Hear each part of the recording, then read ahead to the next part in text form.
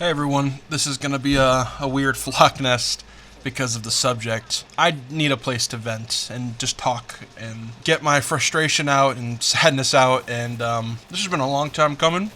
This has been a long month, and for this video we're gonna be talking about basketball. I think it's funny to bring this up because flock nest is about topics with existential discussions, or it's not too deep but it's a little deep, and basketball is just a funny thing to come back for after so long to then talk ball. I need to explain to you how much I love basketball. As a kid I played basketball, and I had trophies, and I'm 6'7", so I was always just in love with it because I was physically able to compete with it. I love basketball so much, and it's incorporated in my channel, and all the memes of Luka, it's my banner even. And for those who know a little bit of ball or don't know any ball, then I guess just tune in as background noise to whatever homework you're doing or something. But I'm sad. I'm really sad. So sad that I've talked about it with friends and everything. But in the moment right now, I think I just need to get this out because today's a really hard day.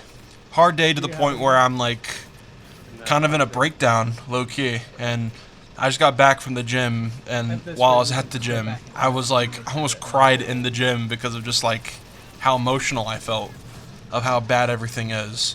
So going back, let's start from the beginning of how things have transcended to this to be a nightmare of a month. As a kid, my stepdad liked the Lakers, and this is when Kobe was in a really good, not prime, but just good position. So in 2009, the Lakers won a championship, and then they repeated in 2010. And I was young, really young, so this is the team I grew up with, and after that, they just got really shit. After Kobe retired in 2016, the Lakers are garbage, but I still loved basketball, and I was technically a Lakers fan, but I wasn't passionate about it, I am about the Mavericks. So through high school and middle school, I played every 2K. I chopped it up with friends. We talked about Lob City. We talked about I would argue about how shit Chris Paul was, because I remember I used to hate the Clippers because of the Lakers, and I was just flapping gums and hanging out and talking ball. It was just instigating with people and my friends' teams, and it was really fun. But then eventually I got into Eurobasket, and I would watch Eurobasket because this was during when Euro was on the rise, because now Eurobasket is ingrained with the NBA. Because of Giannis and Jokic and Luka and all these people. But this is when it was just starting to pop off. In Eurobasket, there was a team from Real Madrid that played against OKC, and there was a 16-year-old who was just putting belt to ass on a prime Russell Westbrook, and that was Luka Doncic. And I was like, who the fuck is this guy? It was all the hype that he was this young Euro star.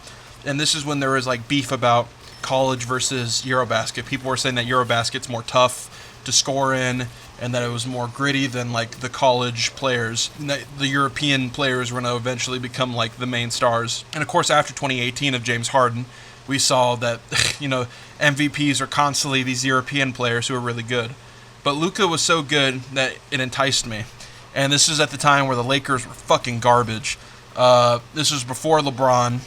So in 2018, when Luka was, people were wondering where Luka was going to go. Is clear that the Suns were going to get DeAndre Ayton because he was a large center, and I thought he was going to go to the Sacramento Kings. So my goal was I was probably going to follow where Luka went because I liked him as a player that much, and it turned out he was going to go to the Hawks, who then were going to make a trade to the Mavericks, and I liked the Mavericks as it was already because of that Euro player, because of Dirk Nowitzki, who was this loyal, great player who beat a prime LeBron James and D. Wade, who were these villains in the NBA, and they were fucking old. The Mavericks 2011 ring is one of the most impressive rings in history, just because of the age and the opponents they had to do. They had to beat a good Kobe Bryant. They had to beat a good Heat team. It was fantastic. And Dallas was this small ball thing. You have the Lakers, and you have Boston, and you have the Golden State and the Cavaliers, who were these big primetime teams that everybody loved. But the Mavericks were kind of a little guy you could support and kind of feel underground about it. So when Luka got there, and then 2018 he had a good rookie season. Dirk retired. JJ Redick ended up leaving. It was just the Luka show, and I stuck with the Mavs just religiously. This was a team I loved. I loved watching Mavericks basketball. So much so that my sister and my mom, who, like, they were Lakers fans, I guess, because it's the same boat as me, but nobody was as passionate about basketball because the Lakers were so, shit for a long time, and people didn't like LeBron at the time because they thought he was, a bandwagon hopping, getting rings. Everyone loves LeBron now because it's, in this era where he's old and respected, like Tom Brady. Remember when Tom Brady was, like, really good? Everybody fucking hated him, and he was a terrorist, and people hate Patrick Mahomes now. But when they get old and you look back, you're like, damn, they had some competition, they did shit. It was one of those situations. People didn't like LeBron yet. So the Lakers weren't this team that was, universally enjoyed. So they kind of hopped on my bandwagon. And they would, I was so passionate about the Mavericks and liked the Mavericks so much that they would watch games with me. And it brought just so much joy. Because Luka was so good that he was always in talks of these MVP discussions. But he was also so underground and underappreciated that I felt like I got in so early to what was like this rising superstar, and I was emotionally watching him. I bought like the pair of Luka ones.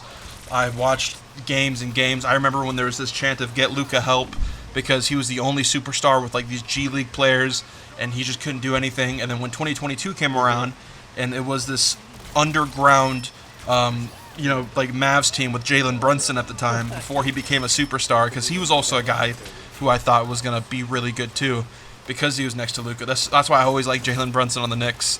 But they were going against this Devin Booker who was in this confidence, cocky era, and they put belt to ass.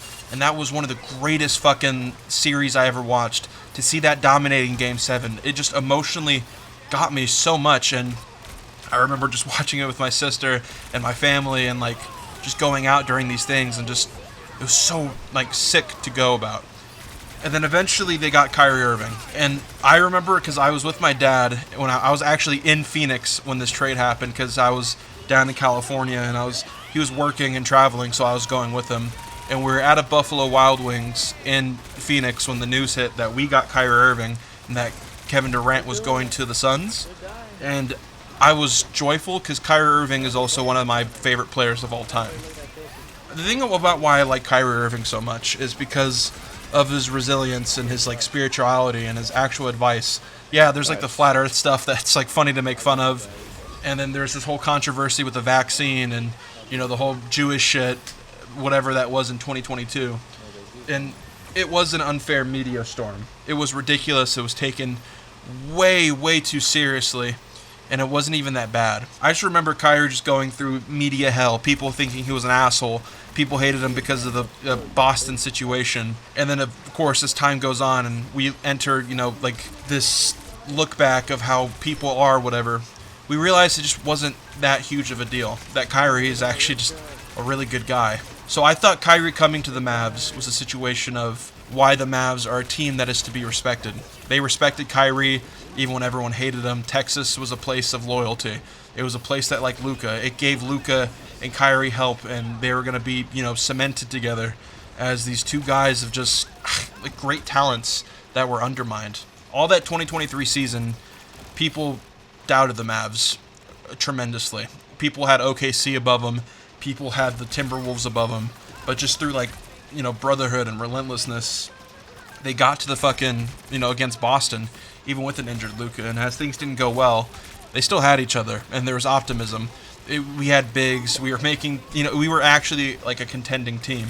And then now this year, in the span of a month, Luka gets backstabbed and traded to the Lakers, and Kyrie just maybe had a career-ending injury, and that just feels weird. It feels weird because a team like the Lakers or Boston are these big high-end teams that do these like backstabs would be normal because of money and business, but the whole thing about the Mavericks is loyalty. It literally says on Dirk's thing, loyalty never fades away. And there's, the domino of Mark Cuban selling to someone and Nico Harris making terrible decisions. But now there's this stain on the team I like so much, and it sucks. It's an organization of snakes, and the upper office fucking stinks, and they had to overplay Kyrie, and he tore his ACL, and as being the greatest ball handler of all time, he'll probably never be great again. And that's what made me so emotional when I was at the gym and thinking about it. I just thought about how happy they were when they were balling together, and how just so quickly everything went downhill. Basketball means so much to me because it is like an actual bonding moment I had. I genuinely think I got closer with my sister because we would sit there and watch Mavericks games and be excited about what was going on and being in like the storyline and being, sitting there having this confidence against the media who just didn't see Dallas as this threat. And to have our office and Nico Harrison and Patrick Dumont and all these people who are just fucking snakes just gutted away and smear Luka, calling him a fat ass and that we need defense and that he's out of shape. And for Anthony Davis, who I used to shit talk Anthony Davis because he was fucking made of glass. Some nights he'd put up 40, some nights he wouldn't. He was always getting injured. People were trying to keep optimism in that community, but I knew it was fucking terrible from there. Also, I just have such an emotional tie to Luka because he made me like basketball so much again. It was just heartbreak. And now he's on the Lakers and things seem to be going good. And then Anthony Davis plays for one game, gets fucking injured. It's terrible. And then now we have Kyrie, who's getting overexerted, playing 40 minutes, having an injury, even when he comes back from it. It will be probably a year till he comes back from it. And then he'll never be the same again just because of how severe it is and his age and how things are. And this all just happened in the span of like 31 days. Just 31 days, and the thing that used to give me so much joy and optimism just got sucked out. It's over. It's actually over for that team. And now there's this sentiment of loyalty where I have to support my team, but my team just sucks. The upper office sucks. Everything about it sucks. Because the Luka thing, first off, Luka wanted to stay in Dallas. He didn't even fucking hate Dallas. He wasn't like... Jimmy Butler is like kind of an asshole. He was putting on, the song and dance and not playing, and he got traded because he was just, being such a fucking diva like he has before. But Luka wasn't that. He wasn't a guy who would bitch and complain like a James Harden and get fat and try to get traded. It was a guy who got injured during Christmas and wanted to come back and ball again. Him and Kyrie had such a brotherhood for the short amount of time they had, and they talked about it. It was deeper than basketball, and you fucking trade him off. And then now Kyrie getting injured because he had to overexert himself, and like, why stay with Dallas? Leave in free agency. Leave this fucking snake of a team. God damn, bro. And this all goes back to Nico Harris. I fucking hate Nico Harris. Nico Harris is a fucking cunt, bro. What a fucking loser. Like, genuinely, that guy should, like, lose his job and never have it again. We went to the fucking finals last year. The finals. You completely gut the fucking team. Even if we did good, its identity is gone. The fan base is fucking gone. It probably is the worst season in sports history for a team because we went to the fucking finals. We had a core.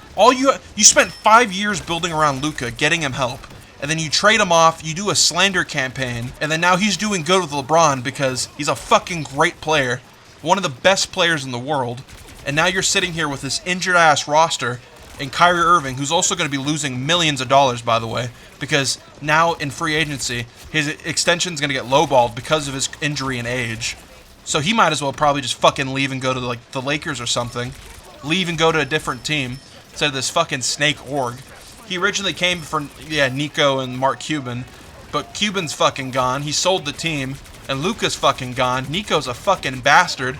So why even stay? Leave. Loyalty fades away my fucking ass. The Dallas Mavericks is such a fucking embarrassing organization that it's just so hard to sit here and support it and not want to be a bandwagon because, I watch every Laker game now. I love seeing Luka succeed. I love seeing him succeed because he's beating a narrative of our front office that fucking sucks. We deserve to lose. Even when Kyrie was there, to have the downfall of the Dallas Mavericks not make the play-in shows that it was a stupid decision and it would have been a step to get Nico fired. I know that's bad to like not support your team, but we don't deserve to fucking win. Especially now from all this shit happening. Nico needs to lose his job. This team, it's a fucking chaos. And I loved watching basketball so much. It means genuinely so much to me. I tie it into my personality. I use it as for socializing, to talk ball with people. It's so personal to me. I even weaved it into my channel and inside jokes. People who don't even know basketball know about Luka because I talk about him. It's fucking devastating. And I needed to have somewhere to spew it out because it's a day after the Kyrie Irving injury. And that guy, I love Kyrie so much. He's one of the most toughest, resilient players. And now he's done, probably. His legs cooked. The Mavs are cooked, and I love Luka. It's just, what a downfall. What a fucking downfall. And it just has me sad. I'm sad. And I miss when they were good. And it's weird to talk about this on Flockness. And if you, for those who don't know ball, you're just hearing me go into a fucking rant describing basketball. But I love basketball so much. It's my favorite sport. And I don't know, it's just, Dallas Mavericks fucking suck, bro. I have so much tied to them. I love that team so much, and this just hurts. But yeah, that's my little mini rant about basketball. For those who know ball and you're listening to a Dallas Mavericks fan rant about his thing, thank you for listening. I'm gonna fuck off now, but goodbye.